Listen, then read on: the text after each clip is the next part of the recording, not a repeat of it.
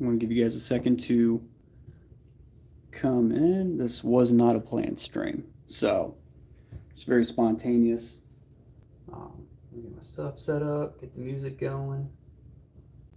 Oh, yeah.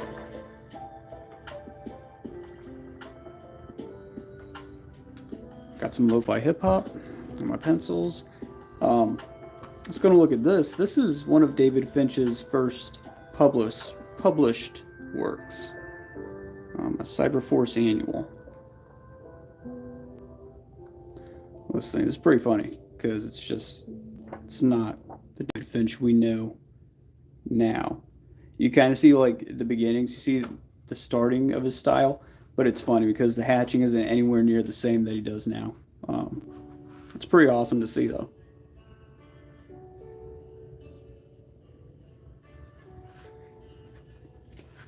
We're looking at this, I'm going to begin some ideas. You kind of see, especially here, the beginning of his signature kind of hatching and cross hatching style. But it's so funny because in some areas you're like, what? That's nothing like what he does. But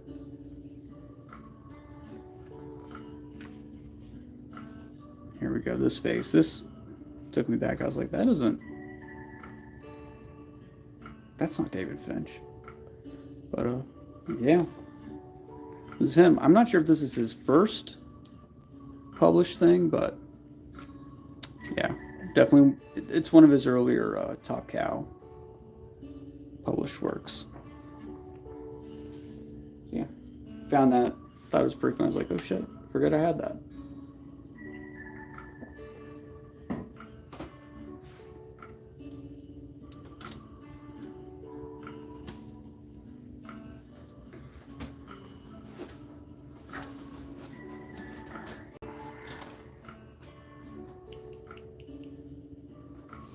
I'm gonna get my thing set up over here.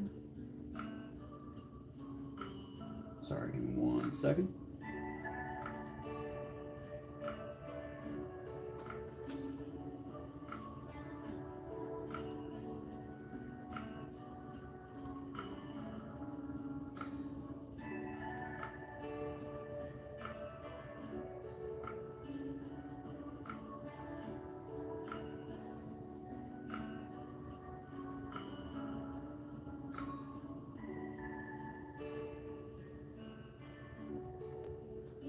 Alrighty.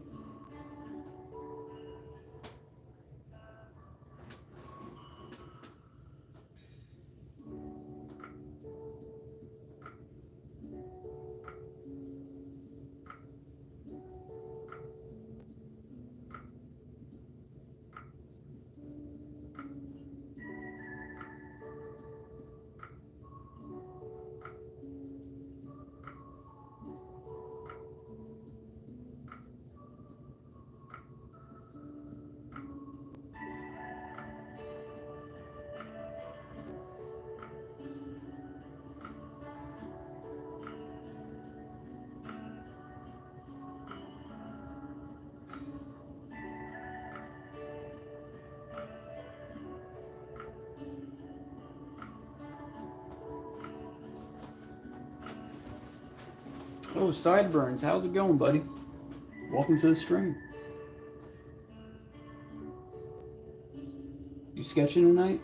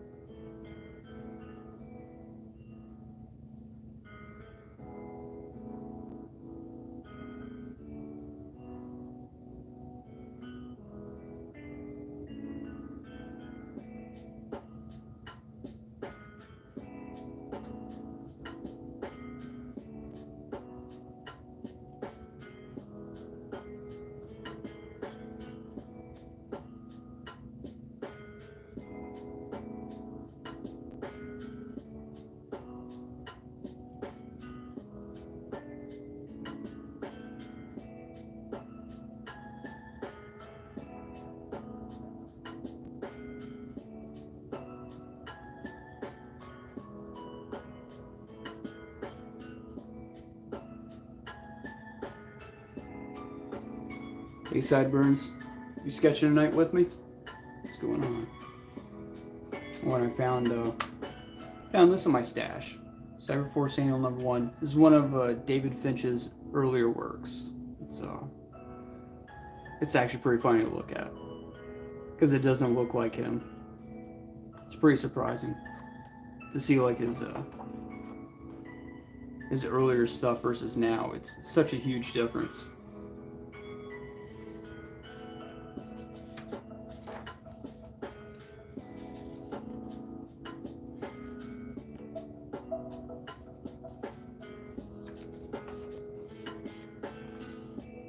Alright, cool. Thanks for joining me while at work, man. But look at this face. It's funny because it's not like his stuff that he does now. Yeah.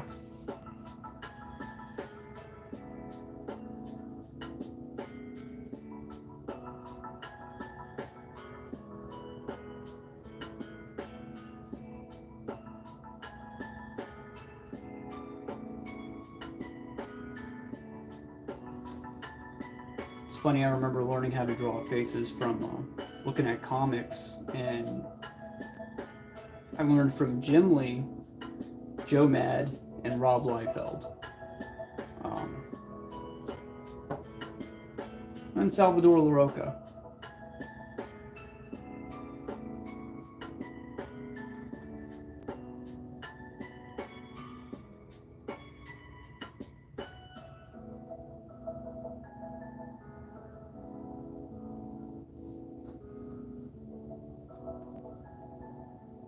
I figured out Rob Liefeld's. His faces are kind of realistic, but scratchy, just super scratchy. It's basically Salvador LaRocca, but much, just a lot more hatching.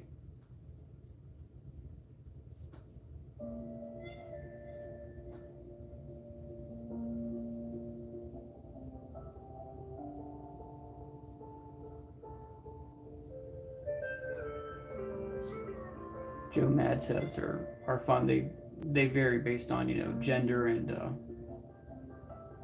body type.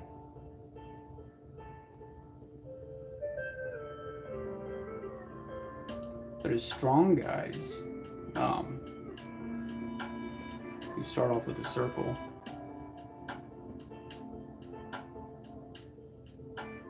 The jaw's going to be wider, so it goes in that direction, down and out.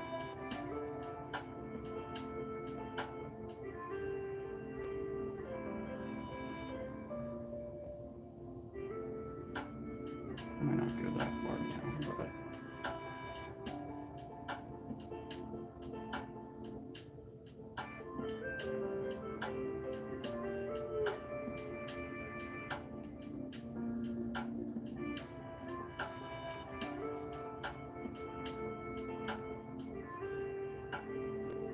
normally the ears would go from the eyebrows to the nose, but Joe Mad, they're much smaller.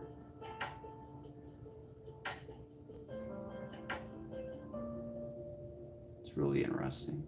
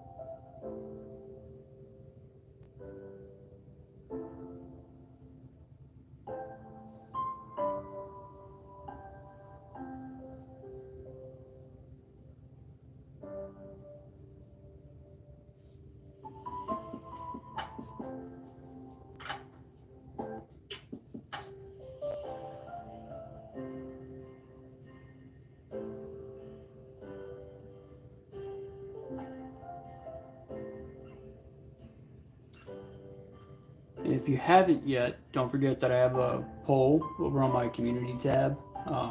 Really interesting topic that I've been thinking about doing for a long time. Redesigning anime characters as if they were created by Rob Liefeld. Really fun concept. Just taking all these anime characters and putting like big pouches on them and spikes and random straps. What's up, gameplay? Beginner's tips. By beginner, how beginner are we talking here?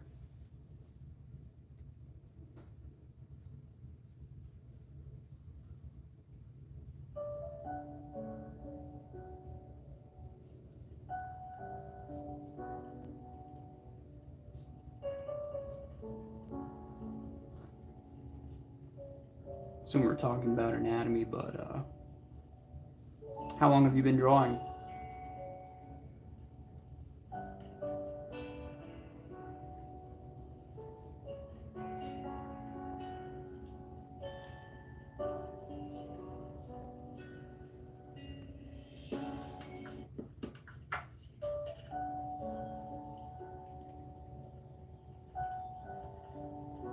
You've been drawing for 45 years. Awesome.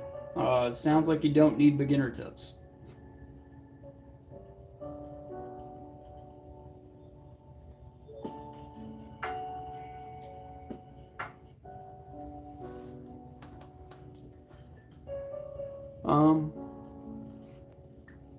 Here's a beginner tip for you. The pencil doesn't matter. I'm doing good, man. How are you doing? Sketching is my favorite thing to do after a long work day. So that's often what I do. I come down to the studio and I sketch. It's kind of like my therapy relaxation here.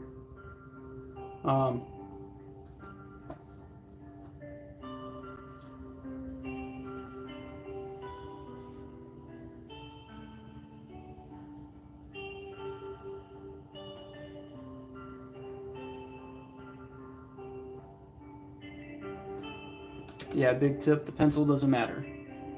I've bought all kinds of pencils at all kinds of price points. And like I have a $45 pencil.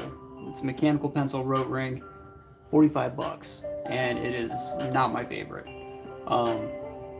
Just find a pencil that fits good in your hand and that you like, and get good with that pencil. So this is a Pentel Sharp, but it's a 0.9 lead, and this tends to be my favorite. This is a 0.5 lead, and it's a Pilot. It's a Dr. Grip Pilot. And this tends to be my favorite for noodling details. I don't know. 2mm lead holder. This is like an old Faber-Castell, found in like an antique store, and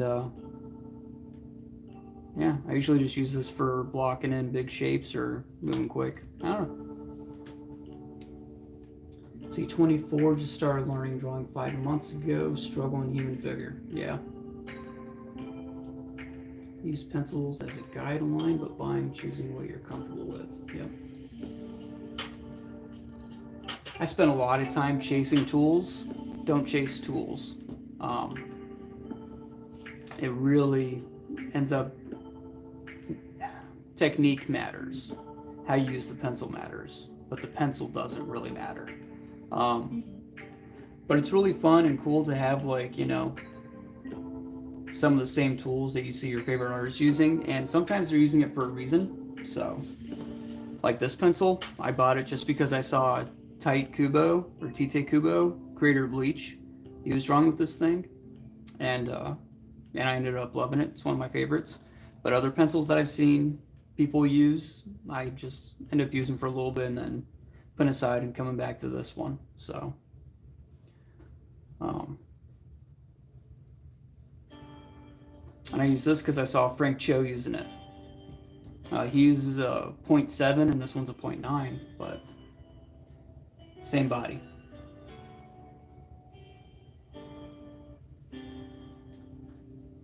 Struggling with the human figure. Getting the right books. Looking at a lot of photo reference. Sketching with a purpose. I spent a lot of time just blindly, blankly sketching heads. Straight on like this. So I'm really good at sketching heads just like that, but it's not enough to practice without a plan. You gotta have a plan when you start practicing.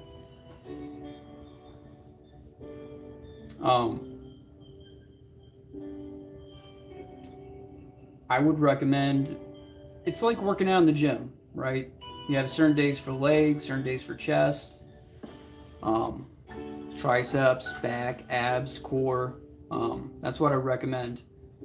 Figure out a workout schedule for your skill, for your art craft, and that's how you should develop it. Give yourself no rest days, though. You don't need a rest day when it comes to drawing.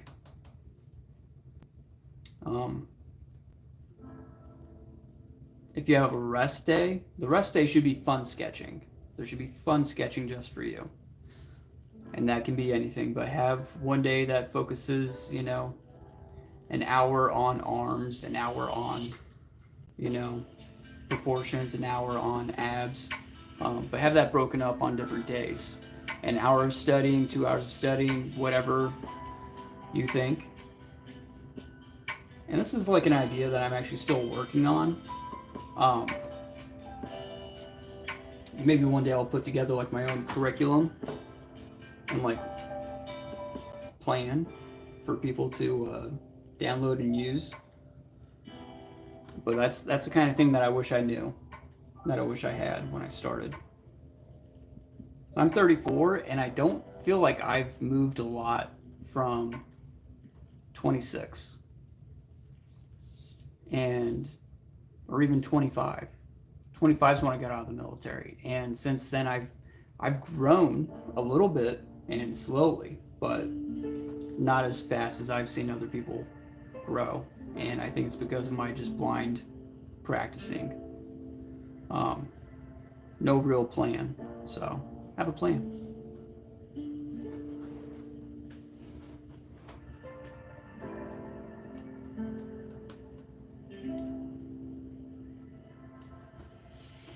Sideburns would draw now, but he's currently washing dishes.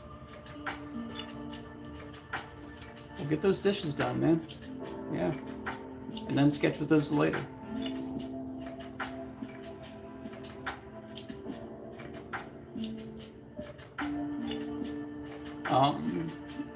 Let's see.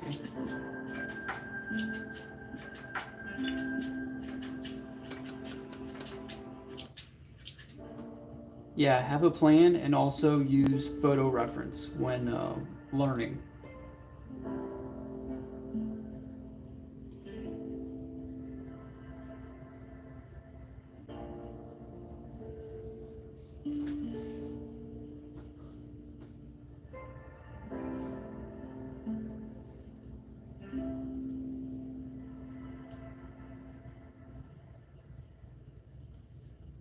But also know when to put the photo reference away, I guess. Because there's a certain point where I'll use, you know, comics and anything else for inspiration on poses and stuff, and I'll use them as reference just to get them, just to learn. But then at some point it veers off and goes in another direction. Like, if I was using this as reference for a drawing, I would probably start, you know, with the head, start with the gesture, and then arm swooping up, and I would start drawing that. But then I would probably pretty quickly change that to not a hand with a bottle, but a hand with a gun. And then all of a sudden this becomes a character. It would be like Grifter, and then instead of a slap, an open hand slap, it would be a balled up fist. So I'm using this as idea generation. and I'm not sticking to it blindly. But maybe I first started drawing this thing because I wanted to learn this, what was it, not the deltoid, tricep detail, and how the triceps work together. But I just also move on. When you're sketching, though, it's totally okay to copy. So,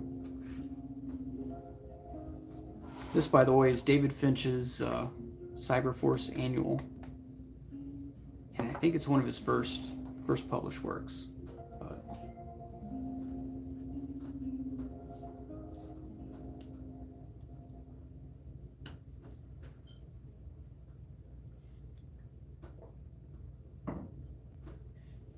also, if you guys haven't clicked the like button, it means a lot.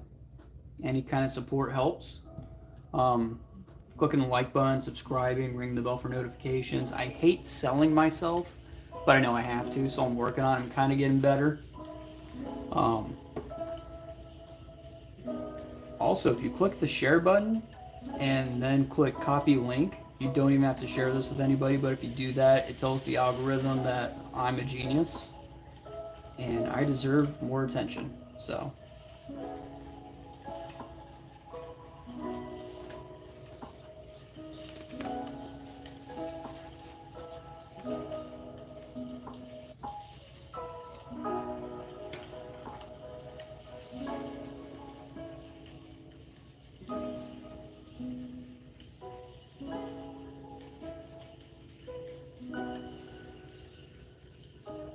this is the Hulk.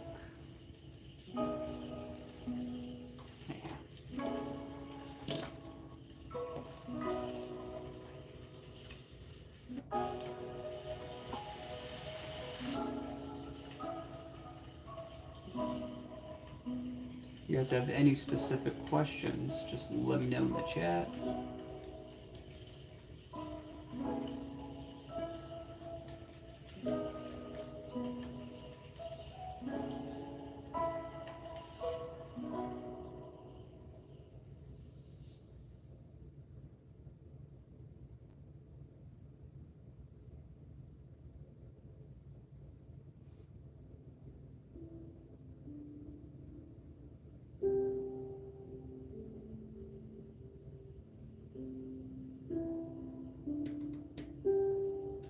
Sideburns shared on the Discord. I appreciate it, man. Thank you so much. What Discord did you share on? Is it like your private server?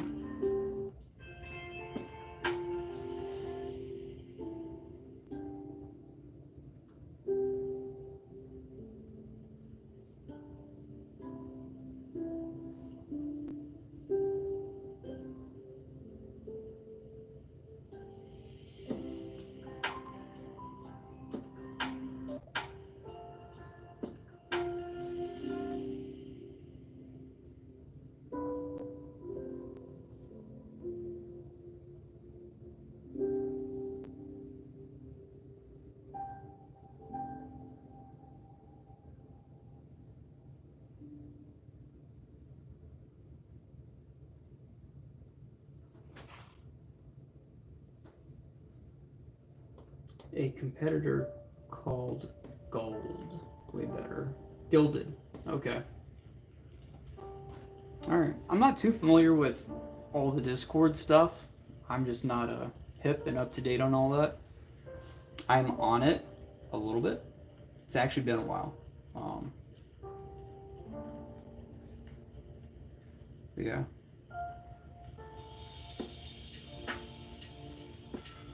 I need to get back on Discord to try to promote myself. But it's hard. It gets hard. Life gets busy, man.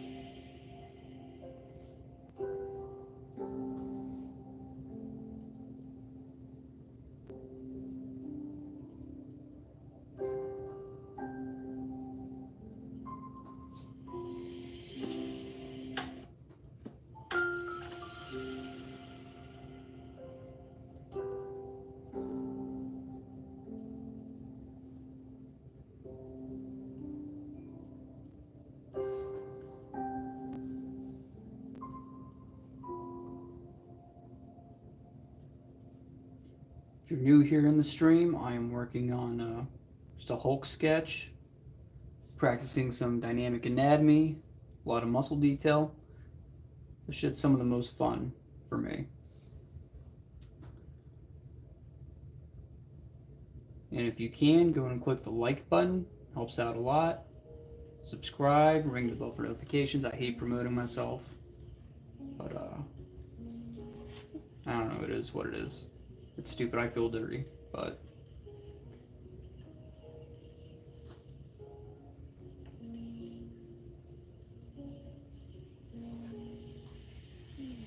If you have any questions, just let me know.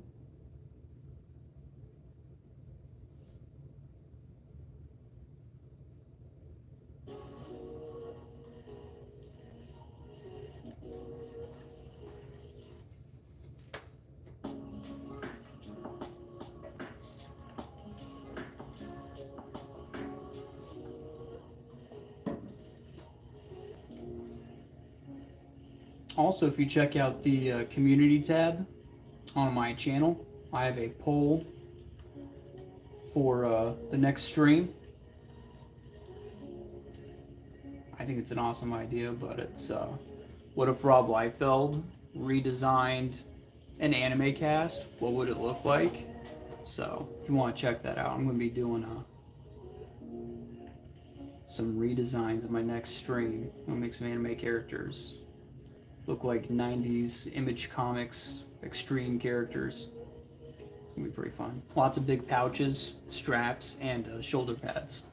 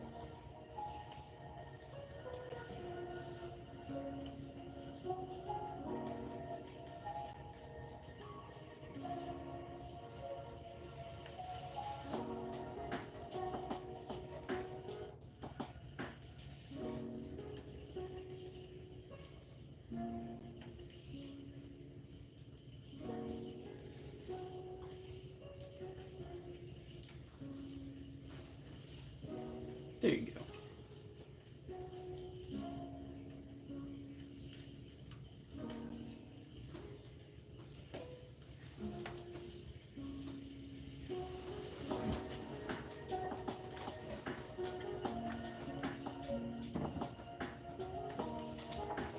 So this is Cyber Force Annual #1, and it's drawn by David Finch. And I thought it was pretty funny. It's just funny to see how David Finch started. It's nothing like his current work. Yeah, kind of similar. You can see like the beginnings of what he is now. But some of the hatching is funny. It doesn't look like that cool hatching that he does now. It's right here on this face. Look at that. I wouldn't be able to tell that was David Finch.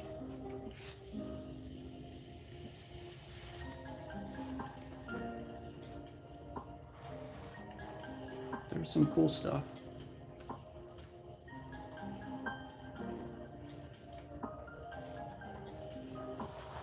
This is a pretty cool splash.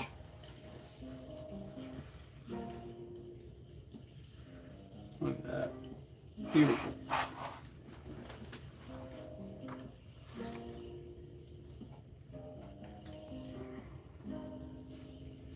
Little artist tip. Some readers. Just to help you zoom in so you aren't hunching over all the time to get closer to the page. Readers will just, make it a little bigger.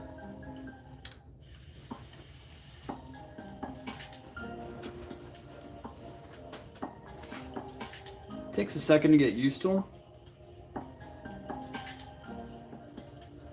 Like maybe a day, but yeah.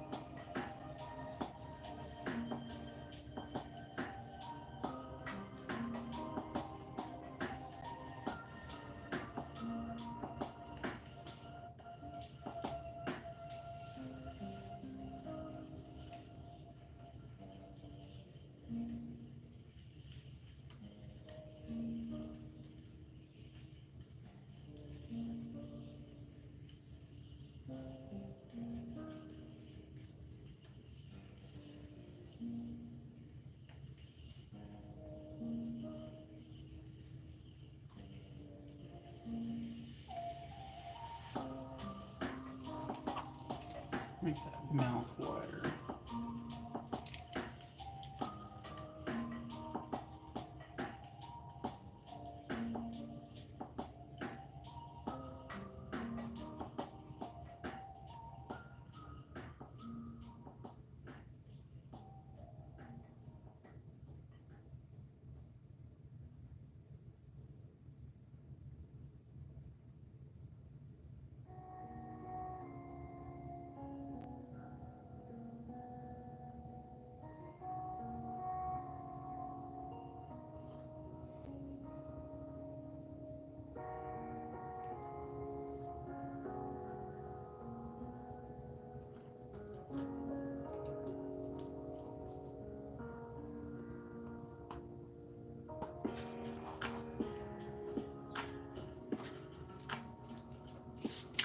What's crazy is that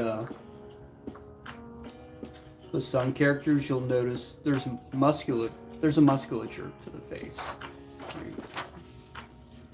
Let me show you, especially with the Hulk.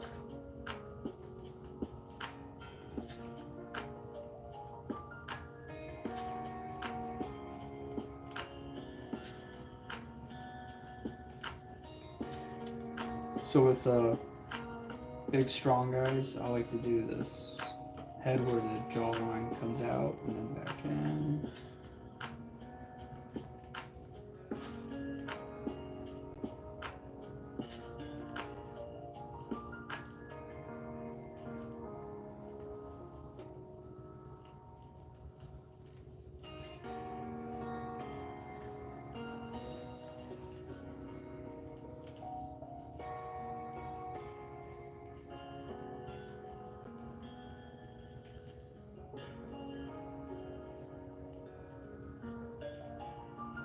So we're gonna have a brow area there.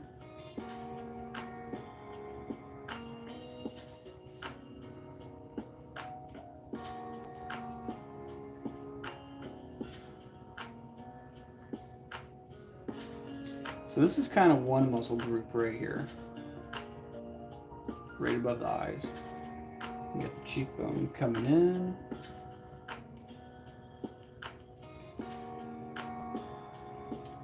But the really fun one to draw is right here around the mouth.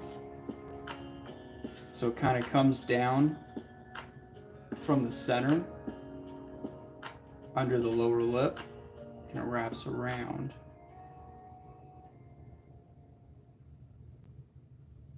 So right there in the nose.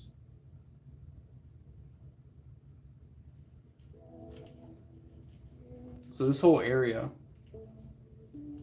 right here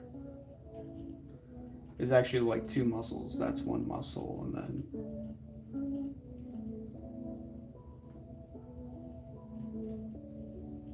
that half is another muscle. But it's another way to kind of make characters look strong. If you have a big strong character, just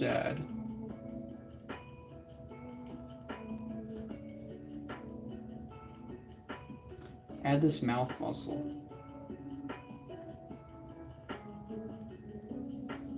Goes all the way out, touches that.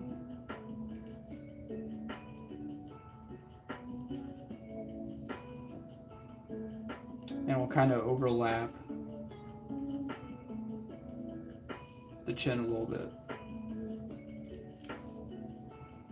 You don't have to draw the whole outline part there, because then it can look a little ridiculous, but you got this lower part here.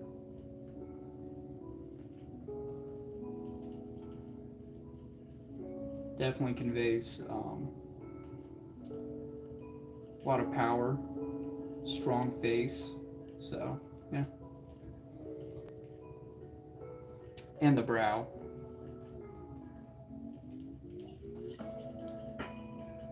Sometimes I like to just emphasize that those muscles are there. I'll add shadow around this point. There's no muscle over here on the cranium, so.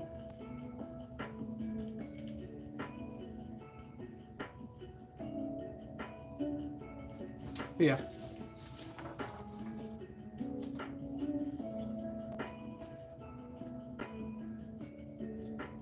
Panel composition.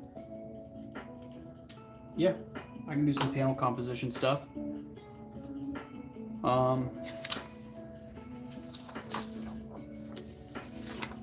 Panel composition for comics, American comics versus manga is totally different.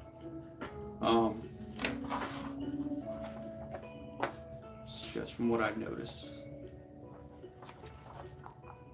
Our pacing tends to be faster. First of all, we fit a lot more story into fewer panels. Manga, they'll space out the story and they'll let it stretch to make it more dramatic. It's a lot less drama to what we do. We also do a lot more panel breaks than manga, and we get real crazy with our panel shapes too. We'll have some like this, and then 3 there, a big panel break here, which is super useful for telling the story. This is actually really good. Right here where you have, you know, okay, 2 characters talking, a jet coming out, directing the eye to the next panel, and then overlapping with the next panel, pushing you over here. You have this metal part of the structure of the jet guiding the eye down here to all these faces. This is really, this page was pretty genius right here. Only thing that I can think of is like he almost has a tangent here, which would have been if he just moved her face over a little bit to avoid the point of that ship coming close to that line, would have been a lot better. But that's like really good.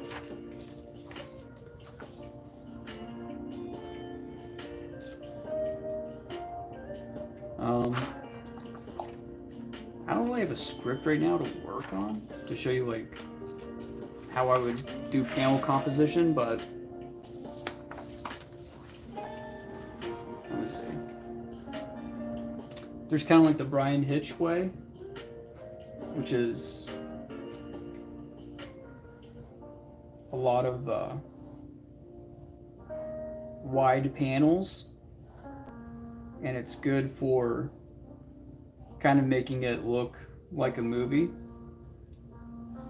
Having a bunch of panels doing this, and Brian Hitch lately doesn't do anything other than just this, and it's good for telling the story, and it makes it very easily translated into movies and animation and stuff. But if it's a comic, then you can do anything. So let's see.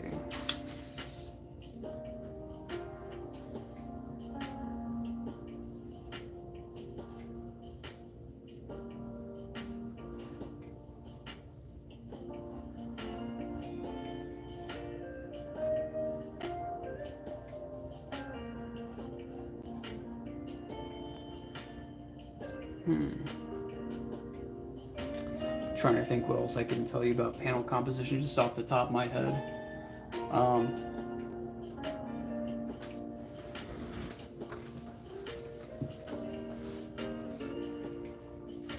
Let's see here. Let's see what I'm working on here. This is my comic burst code, and this is the first page of the next issue. Well, issue 1. Issue 0 is out now, and that's kind of like a preview, but the first panel should always be an establishing shot. So it's pulled out, shows you who's in this room and what's going on in this room, kind of setting the stage. Then character pops up and it moves on to the next panel, whatever, and then introducing new characters. And I'm really thinking I need to do something else other than this. Introducing new characters, they should be bigger and more bombastic, especially if they're supposed to be memorable characters and important to the plot. Give them big, awesome entrances. So this is a page that I'm actually going to be reworking. But let's see what else I got here. There's going to be a lot of exposition on this page.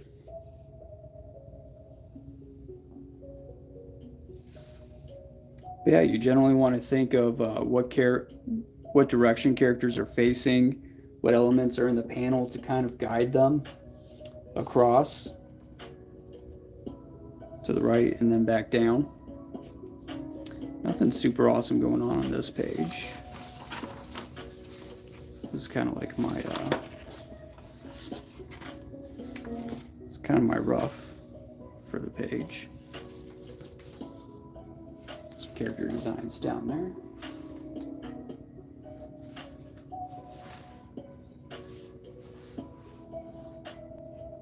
Yeah, panel composition, you got to think about it, because if you're working on a comic, the idea is that you're telling a story and everything is in service to the story. The art serves the story doesn't serve the art. Although if the writing's good, then the writer will utilize that artist's strengths. But yeah, you want people to move easily through the page, reading that way and then that way and that way. Try not to do more than like 8 panels for clarity reasons. Yeah, some people can do more than 8, but 8 I think is kind of the max.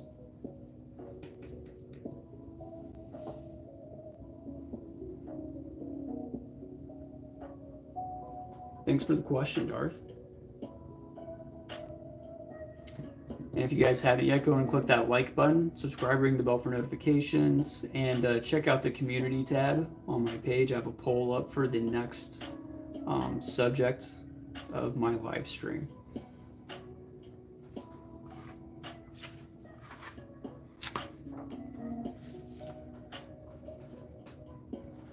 I'm going to put this, I'll put it over here.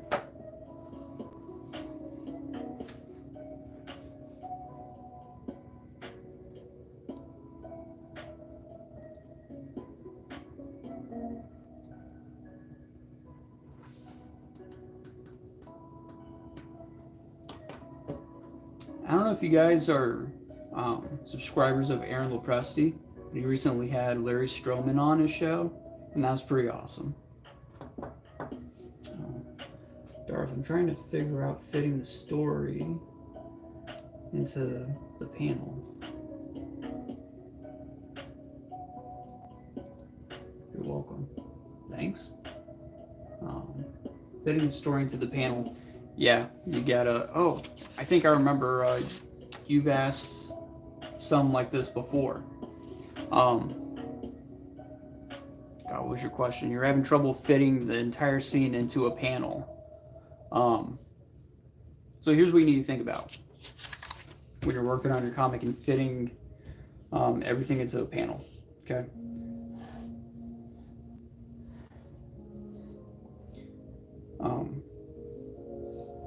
Okay, your page, let's say you have your first panel up here.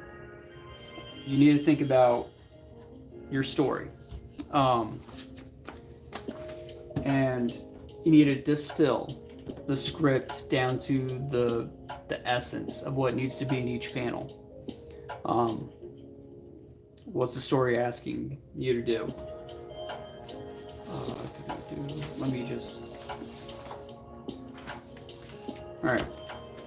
In my story, in this case, I have 4 people that need to be in the shot.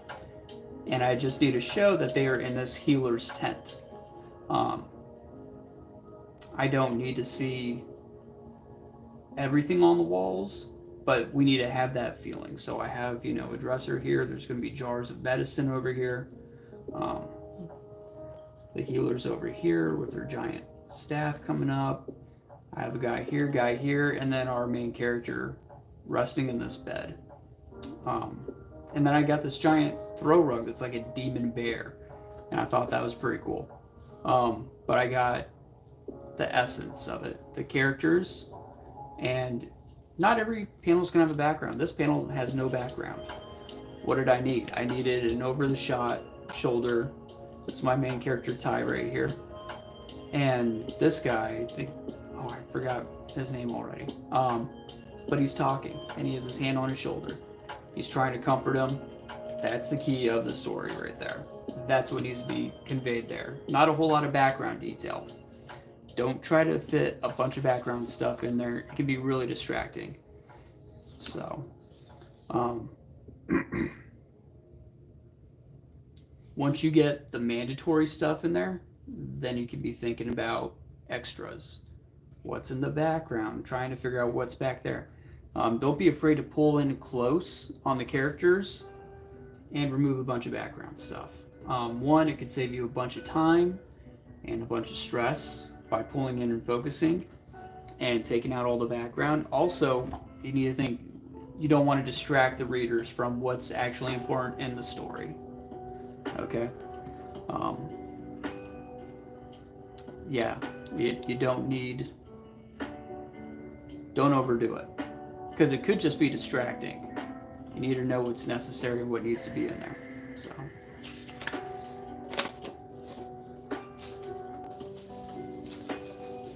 So prioritize. Think of it as triage. If you have, two characters talking in a bar and it's, maybe you want to just set up the scene that they're in a bar. Maybe I'll have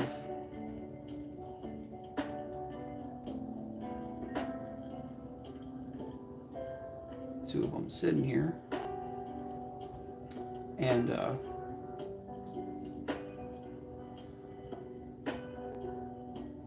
shelf is full of bottles here, and maybe I'll have these guys silhouettes.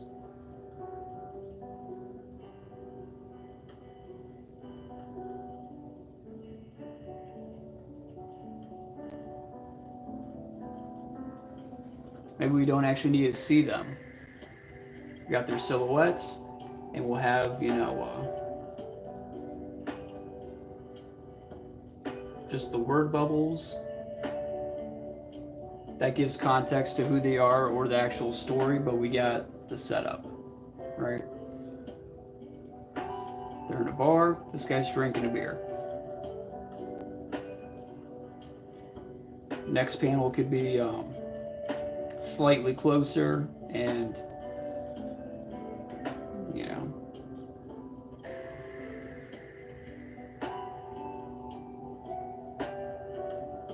this guy's a giant nose. I don't know why I did him like that.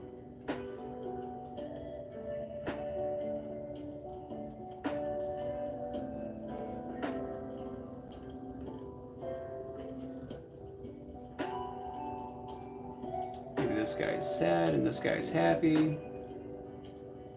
But yeah. Just make sure you keep your characters on the right size that they need to be on.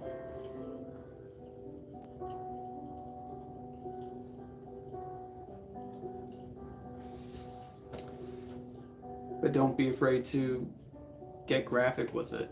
Man, Joe Mad has a rule that he does in his comics where like almost every page has one silhouette. Every page has one silhouette. I don't know if that's like a hard rule that he has. That's a rule that somebody that's worked with him said before. He tries to put one silhouette on every page. Let me see if I can find a real quick example.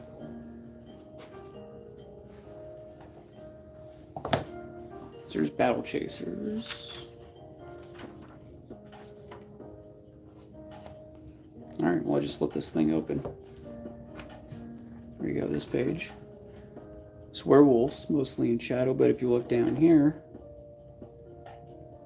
she's just jumping, and she's a silhouette. You don't need a bunch of detail, and he doesn't need to be real pulled out. It's kind of a medium shot. He's got real up close here. Right, we can see the knife. We can see the expression on her face, and that there's an overwhelming werewolf over here. You don't need to show a whole lot. The movie Jaws is really well known for showing less. So, something for you to think about. Sometimes showing less is more, and can be more impactful to the story. Like here, more silhouettes. A lot of silhouettes on this page. Look at this. It's got another silhouette here, silhouette there.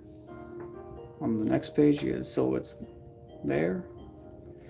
It can be very dramatic to add dark silhouettes. And more silhouettes. Also pulling in real close before a big shot. So I think that's on Brian Hitch to do, pull in for like an extreme close up.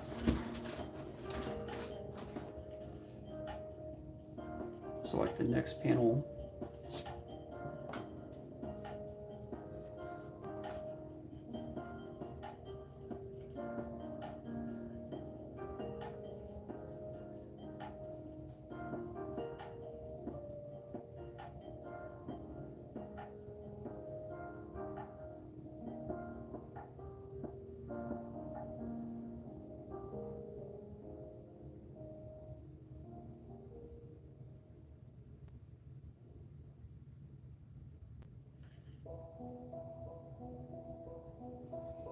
Next panel might be extremely close. And then this next one might not have any panel border. And take up the entire bottom portion of this page, and it'll just be really pulled out, so we'll see both figures.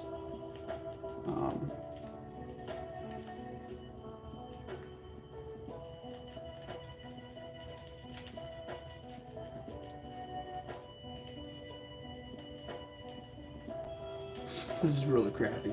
I have no idea. I have no story here. I have no idea what I'm doing.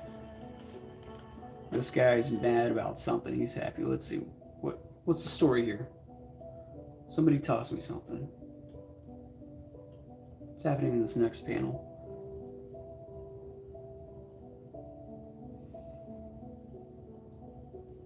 Let's say there's an explosion of some sort.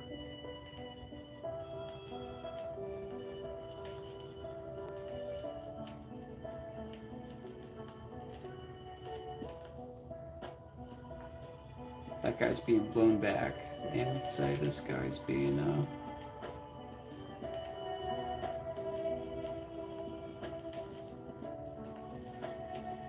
blown in half.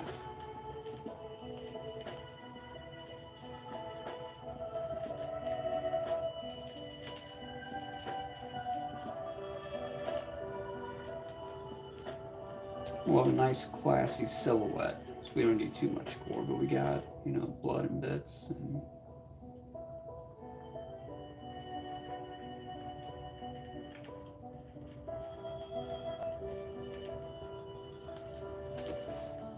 And we got this guy flying off the page, kind of leading the eye in this direction, leading you to the next page. So yeah, there's a little bit for you on panel composition. That's kind of fun. Kind of put me on the spot too, but I had nothing planned there.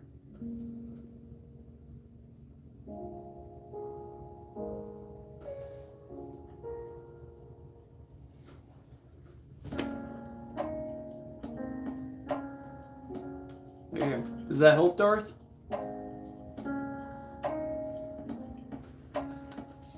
Also, if you're new here in the stream, go ahead and hit that like button, subscribe, ring the bell, yada yada. Go to my page and check out the community tab. There's a poll there on what we're going to draw next time. So, every little bit helps. I'm a young channel. Next suggestion, while I look at Joe Mad. Oh, Adam Warren. We were talking about him last time on the stream. Adam Warren's awesome.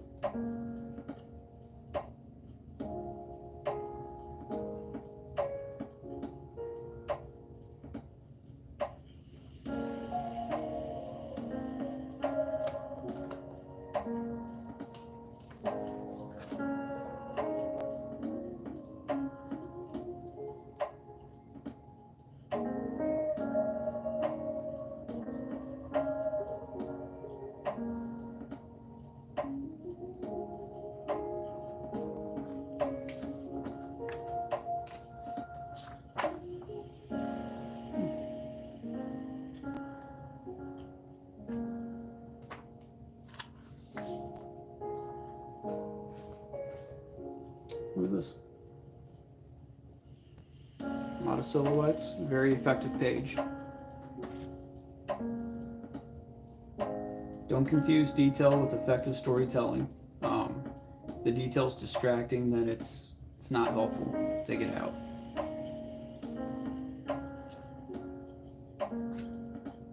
So this is where I got that shape from. Look at this. It's a very basic shape.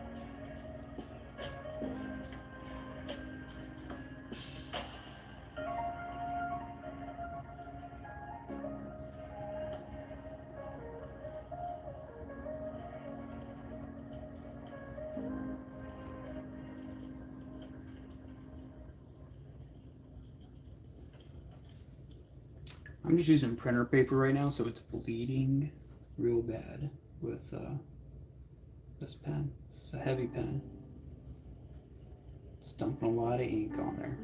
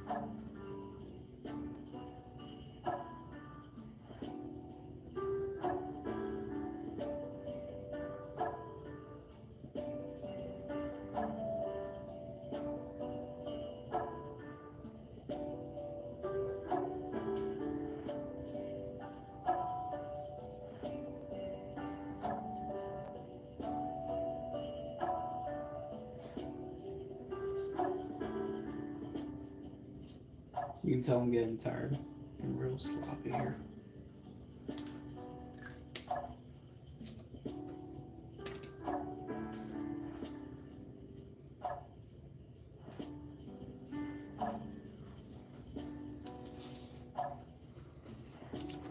And so tired.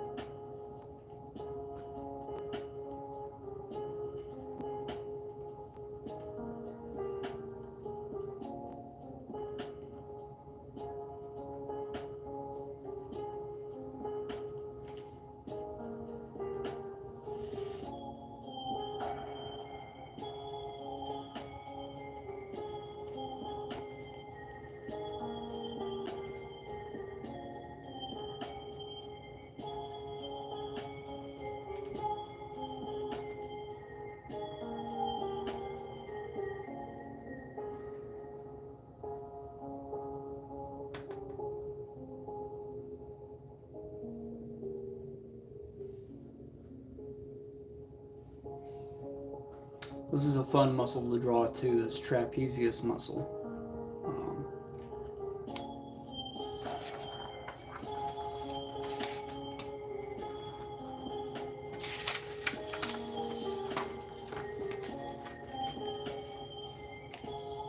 So this is the trapezius muscle right here, and it kind of plugs into the back of the head, I guess.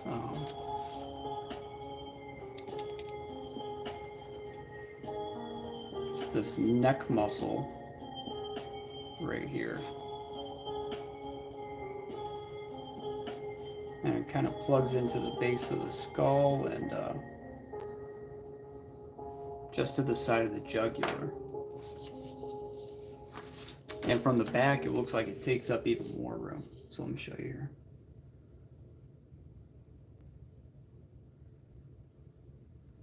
So assuming we're looking at the back of the head. So you're not gonna draw the rest of the face. But that's the base of the skull if you're looking at it from the back. Got ears. Kind of helps if you draw the head all the way through, but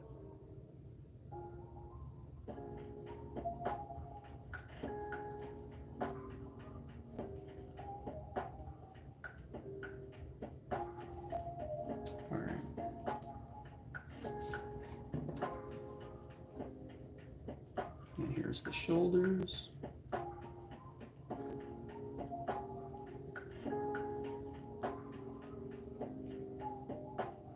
And then here's the back. Okay. So I'll show you this trapezius muscle, which is pretty cool and fun to draw. So it's got this whole area to the side of the head and the neck. So you got two traps, right? Obviously, the left trap and the right trap. Probably has some scientific names for it, but I don't really care too much about that right now. Kind of plugs into the base of the skull there. And pretty simply does that shape. Yeah, pretty easy. So this is what it would kind of look like on like a Captain America kind of figure. And then if you have a Hulk type figure, you might do something more like that.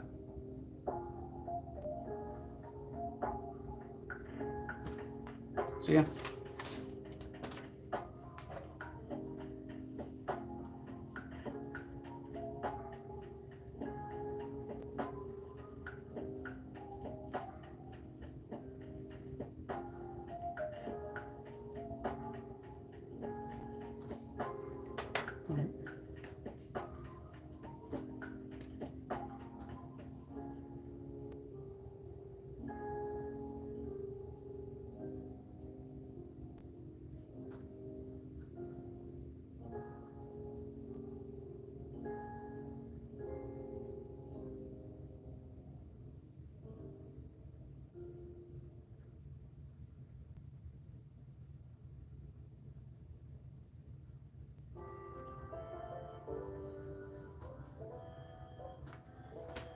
Right, it's doing that kind of thing.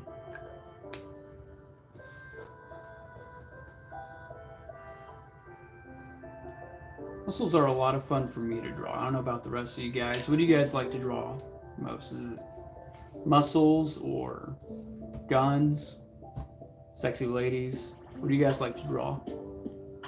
Favorite subject to draw? Or maybe it's manga characters. Or portraits. I love doing portraits too. I where my stuff's at. Show you.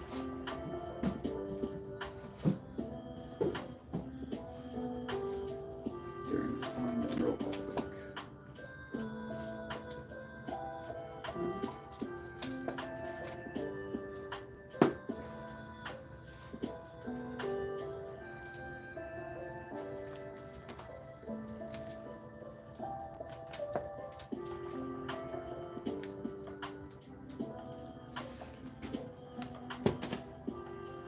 Like here's some Indiana Jones. I love doing portraits. I also like doing horror art, like Wendigos and Dogmen. A lot of fun to do.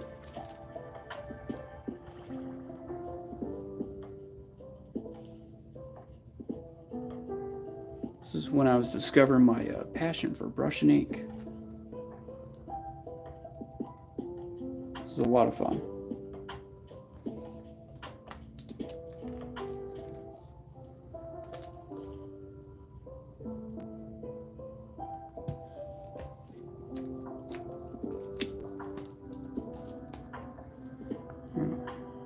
Berserk.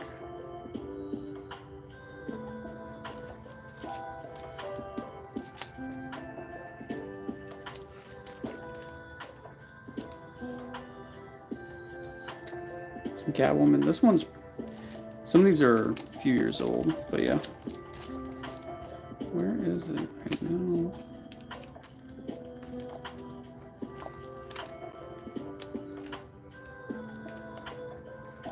Yeah. Armstrong. Anyway. I like to draw original characters. Okay. But I want to branch out to manga-oriented stuff, fights, power effects, dynamic poses, full-page spreads. Awesome. So you just don't feel confident enough yet?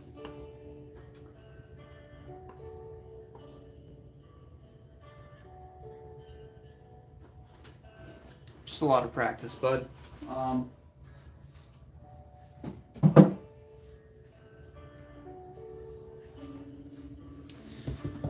Let's see here.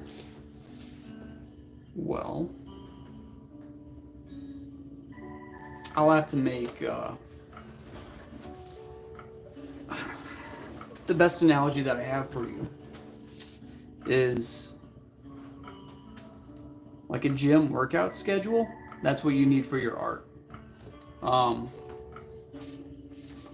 I wish somebody told me that a long time ago, because I would just sketch blankly and blindly. I did poses like this and this and this over and over again. I never practiced perspective for like a decade. No perspective. Not until recently did I start actually working on a broader range of things like panel composition and perspective and all that stuff. You need to know your level, know what you need to work on first, and develop a workout schedule, right, for your craft. It's not enough to just practice and draw more. You have to know what you're working on. No break days. I'll tell you that right now. You should be drawing for about an hour every day. A minimum of an hour every day. Sorry, not about, a minimum. Let's say, you got Monday, if you know you need to practice figures and anatomy, make Monday, figure out what you suck at the most with anatomy. If it's legs, let's say you're working on legs. All right. And figure out how long you're going to work on that stuff. And that could be a lot of studying. Find reference poses, go to Pinterest or Instagram, just find legs. Go on YouTube, find leg tutorials, whatever it is you need. But look at it and spend a decent amount of time not just looking, but drawing.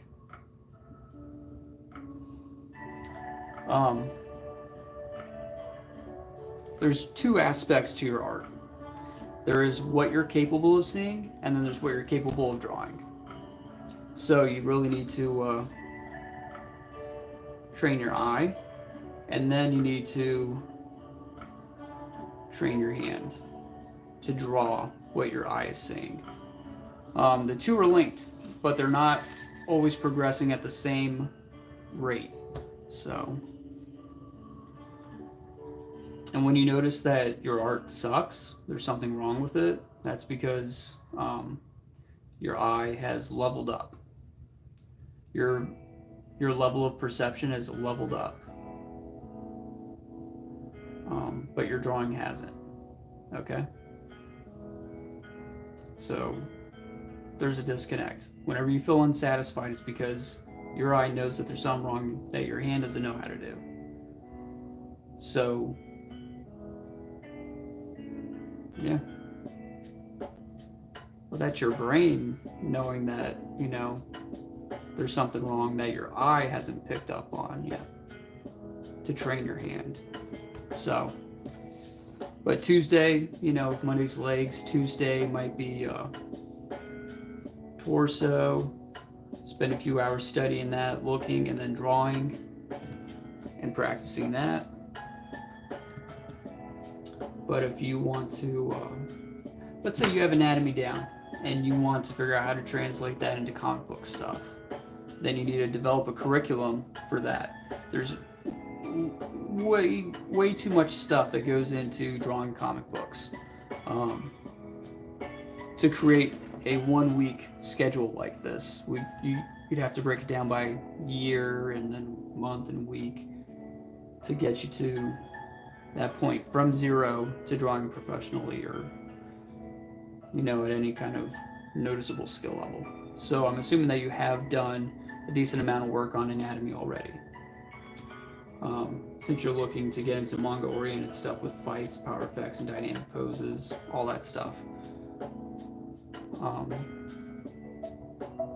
Monday,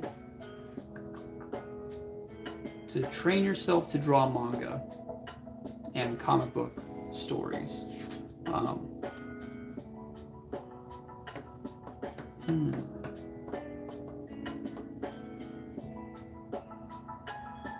So let's say you know the basics already, and you gotta learn dynamic posing. A decent part of dynamic posing is perspective. So if you learn perspective and master that, your dynamic posing will get better as well. But dynamic posing will help you master anatomy at different angles and bending differently, all that stuff. So Tuesday might be that. Wednesday would be, let's say it's kind of a break day, but you shouldn't have any breaks. So it's a fun day. Do an illustration where you're applying what you've learned the past 2 days, right? So it's going to be application.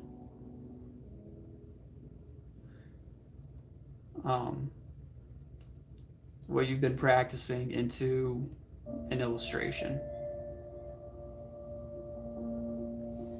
Do like one bigger illustration, a really good, big, decent illustration should take about, 6 hours to 8 hours, so spend a decent amount of time on that illustration. Let's say, Thursday. I wouldn't want to spread myself out amongst too many different things that you're learning at once. So maybe this week is all just about dynamic anatomy and perspective, and you alternate.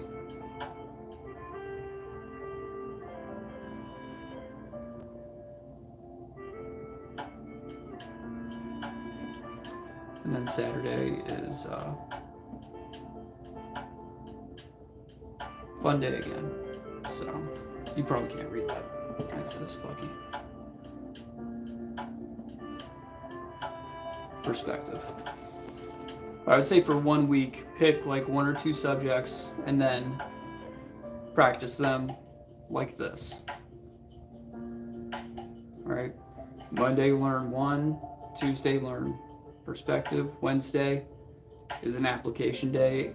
Do a fun illustration that you want to do, whatever your subject matter is that you love to draw. If it's manga, practice drawing, My Hero Academia characters and a bigger illustration, applying perspective and dynamic posing.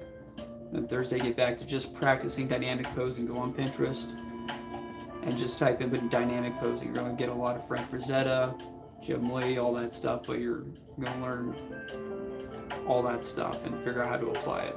So my big tips for you. This is what I wish somebody told me something like this. So yeah, really appreciate it. I have my story outline, power system, and character, including which die and survive. All that stuff is left. Drawing first chapter. I want to do a serialized manga. Good for you. Well, then the next thing you need to think of, a serialized manga. So are you planning on pitching this to Shonen Jump or one of the other publishers, or are you thinking webtoons? Because that's the next thing you should be thinking about, because that's going to determine the format, you know? Like with my manga, I've done this thing in 3 different formats, and stick with one and do that one. Because this is what I'm doing now, but before this, I was trying to do a webtoon format. But I don't like working digitally, so I was doing traditionally on paper with pencil and then scanning it in, and I had to figure out the right format. And that was a lot of fun. That was really interesting to learn and figure out. But ultimately, I was like, I just really love manga, so I'm going to do that format. And so I moved to this. But before that, I was doing full-on American-sized comic board. I was doing this. This is full 11 by 17 for traditional American comic printing. So it went from this to, oh shit, where's my binder? I'll show you.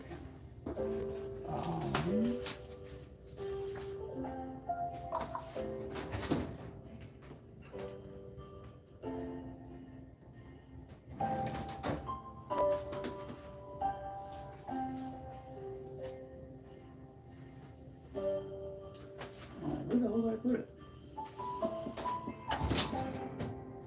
Should be in here.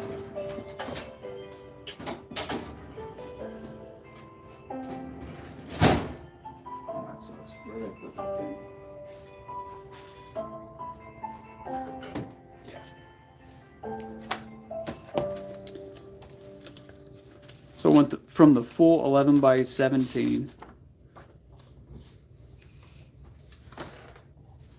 So this huge paper to, this is one panel on a webtoon format, and the next, and the next. There's going to be one panel at a time, maybe 2.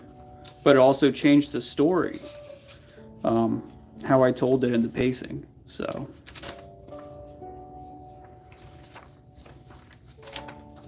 yeah, 11 by 17 to the webtoon, and now I'm like, no, I'm just going to do it manga, and it's a different size paper, and it's a different way of thinking. So, and originally I was going to color it, and then I was like, after I did the 10 pages, I was like, this is going to take forever to ink and color and do everything myself. So yeah, just something for you to think about and figure that out.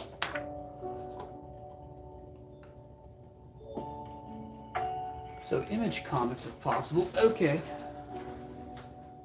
was considering webtoons, but they seem to favor romance comics. Yeah, isn't that weird? Oh, fuck. Romance, so strange. I have romance in my story, but it's more battle power scale oriented or self-published, so I retain ownership. Cool. I published mine on Amazon, and I'm not sure what that does to ownership. I mean, I know I own it, but I don't know, like, if I could then self-publish it somewhere else, you know, and get it crowdfunded later. I'm not sure. I don't think they're honestly going to care, though. It's not like it's not the highest selling manga on their website. But if you want to check out Burst Code on Amazon, you can do that. It is $1 for the digital copy. I have no physical copy yet, actually. So, and it's only 10 pages. And I wanted to keep the price point at $1. It's kind of my business strategy. So, I figure people will be more likely to experiment and take a risk if it's just $1 and it's digital. And I figure I can put it out pretty quickly too because it's manga. It's going to be black and white, you know, all the screen tones and stuff.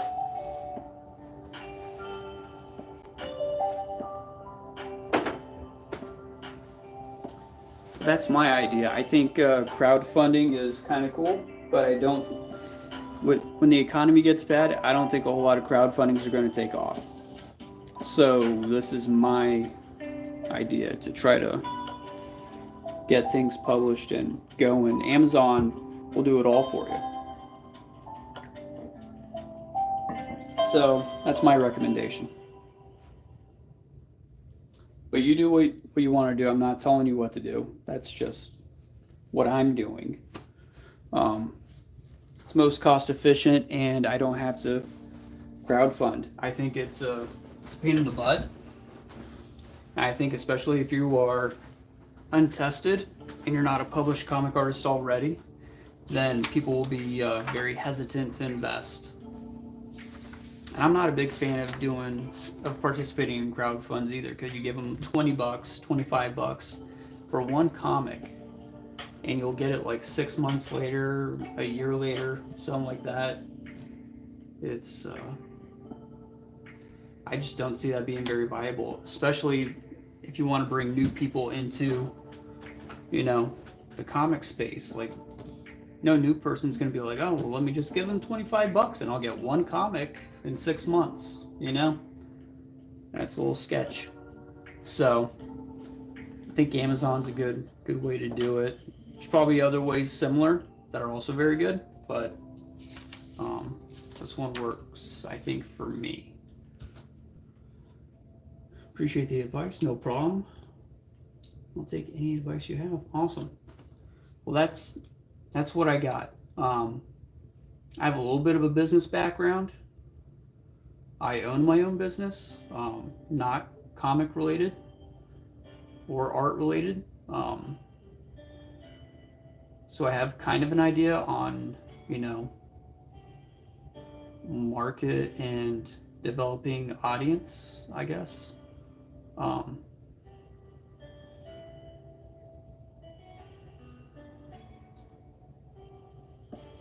Business is pretty fun, and especially when you get into, you know, finding your niche and where those people are and how to get them to buy what you have. Comics is a little different than like anything else. It's not a necessity. It's really like, if you have extra money, you know, how do you get people to give you their money versus giving someone else their money? You know, is your product competitive? Is it, you know, that's still all kind of, it's hard to figure out, and it's hard to nail that down. I mean, Marvel and DC Comics are having a hard enough time competing with, you know, any other form of entertainment. And manga seems to be beating them out. So I think that's partly why I decided to do manga. Most people nowadays read manga. So you can take your comic and, you know, something Captain America-esque and get it in a manga format or in a way to appeal to manga readers, then it can be very successful. Yeah. I plan on releasing volumes for purchase after a certain amount of chapters have come out. I want to give it the full manga treatment. Cool. That's very similar to what I want to do. So once I have enough chapters, I guess we'll call them, I'm going to try to crowdfund it into a collected physical edition. So I think that would be the perk for me, is, you know, every month, maybe. It's not coming out at that rate right now, but let's say monthly, I have 10 pages and it's digital. So 10 pages, plus a cover and then the inside credit page. Overall, it's like 12, 13 pages. But 10 pages of actual story digitally every month. And then, let's say after 5,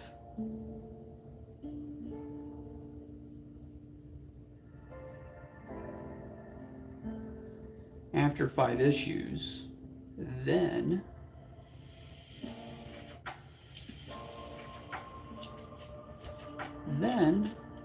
we crowdfund. Ooh, yay, crowdfund, and hopefully that gets fully funded. And then you have a full book with the 5 issues in the book. So, yeah, that's kind of my business model. I think you got something similar, except I'm definitely doing mine on Amazon. Although I don't know if I'm doing all the digital issues on Amazon, if I can then crowdfund into a physical book. That might be against their rules. But maybe I'll just do it on Amazon. Then I won't have to crowdfund. I could totally skip this crowdfund spot and just go straight to the book, collect all the previous 5 issues into a bigger graphic novel, and Amazon will put it out, and it's up there forever. People can come and get it at any time.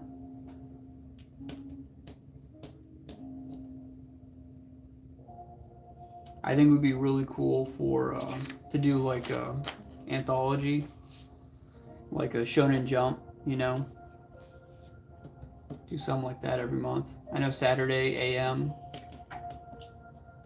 does something like that, I think. Not entirely sure, I don't, but I think they're trying to do something like Shonen Jump. We have a full book and then like 10, 15 pages of one comic and then another and another. I think that's pretty cool. That's something I would like to do. I think Ethan Van Sciver should do something like that. Because he's got all caps comics. I mean, if he put out a book, if every month he put out a magazine, it'd be like, all caps, and maybe he has a name for, this anthology up there, and let's say it's, it could be 100 pages. 100 pages, but let's say every month, maybe every week. No, let's say every 2 weeks. Every 2 weeks he puts out a 100-page magazine, 10 pages of Cyber Frog, maybe 10 pages of whatever John Malin's doing, and then 10 pages from Shane on whichever title he's working on. I'm just putting their names because they've done different titles now, I think. And then you can have 10 pages from Dale, and then 10 pages from just other CGers or whoever they want to put on, right? I feel like that would sell a lot. That would sell a lot, and people subscribe. They would just subscribe and get it automatically every 2 weeks. Oops. I think that's a great business idea for EVS, but he's been working in this industry a lot longer than I have, but I think if you want to take a good idea from manga, that would be super successful. But it would have to be EVS or John Malin or Shane Davis doing it, because they have the big audience to get people subscribed to that.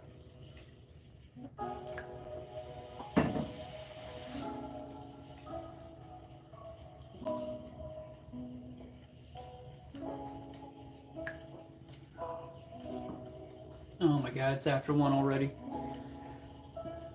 I gotta go, guys. I gotta work in the morning and take the kids to school and all that kind of stuff.